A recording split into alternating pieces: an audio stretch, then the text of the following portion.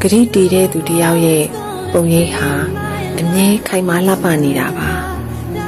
ကိုပြောလိုက်တဲ့စကားကိုတာဝန်ယူတတ်တာကိုပေးလိုက်တဲ့ဂရိကိုတီအောင်ကြိုးစားတတ်တာအထင်ကြီးလေးစားစရာကောင်းတဲ့သူတွေမှာတွေ့ရတဲ့ဇယိုက်လေးဖြစ်ပါတယ်ကိုမတက်နိုင်တဲ့ကိစ္စတစ်ခုကိုအာနာပါနာစိတ်မျိုးနဲ့ဘယ်တော့မှအလွယ်တကူဂရိမပေးလိုက်ပါနဲ့ကိုမတက်နိုင်တာကိုမတက်နိုင်ကြောင်းရိုးသားပွင့်လင်းစွာနဲ့ညှင်းဆန်နိုင်ပါတယ်အဲ့လိုညှင်းလိုက်လို့ကိုတံမိုးကထိခိုက်မသွားဘူးကိုမလုံနိုင်တဲ့အလုပ်တစ်ခုကိုလုပ်ပေးပါမယ်လို့အလွယ်တကူဂရိပေးလိုက်ပြီးမှလုံမပေးနိုင်တဲ့အခါကျရင်တော့ကိုရဲ့တံမိုးရောဂုဏ်သိက္ခာပါထိခိုက်ကြဆင်းစေတယ်ဒါကြောင့်ညှင်းဆန်ဖို့ကိုမတွန့်ဆုတ်ပါနဲ့အာမနာပါနဲ့ကိုလုံမပေးနိုင်တာကိုရင်ကျေးစွာညှင်းဆန်လိုက်ပါကိုပေးလိုက်တဲ့ဂရိစကားတစ်ခုကိုအသက်ထက်ပိုးပြီးတန်မိုးထားပေးပါဂရိတည်တဲ့သူတယောက်ကိုလူတိုင်းကယုံကြည်ချစ်ခင်လေးစားနေတတ်ပါတယ်သူကဂရိတည်တယ်ဆိုတဲ့ပုံရိပ်လေးကိုစရိုက်တစ်ခုဖြစ်လာအောင်အလှပဆုံးပုံဖော်ပါ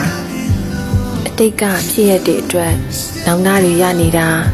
စိတ်ဆိုးဒေါသထွက်နေတာစိတ်ညစ်နေတာတွေဟာဘာမှအကျိုးမရှိပါဘူးအနာဂတ်အတွက်လှမ်းပြီးတော့ပူပန်ကြောင်ကြစိတ်တွေတောကဖြာပါတာတွေများနေတာကလည်းဘာမှအထိပ်ပဲမရှိပါဘူးဒါကြောင့်ပစ္စုပန်တဲလေးမှာနေနိုင်တဲ့လောက်လေးနေကြည့်ပါ